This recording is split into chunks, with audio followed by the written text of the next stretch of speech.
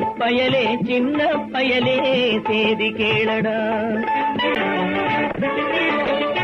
வேப்பமர உச்சியில் நின்று பேயொன்று ஆடுதுண்டு.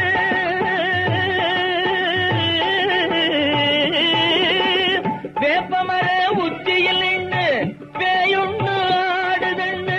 விளையாட போகும் போது சொல்லி வைப்பாங்க உந்தன் வீரத்தை கொழும்பிலேயே கிள்ளி வைப்பாங்க.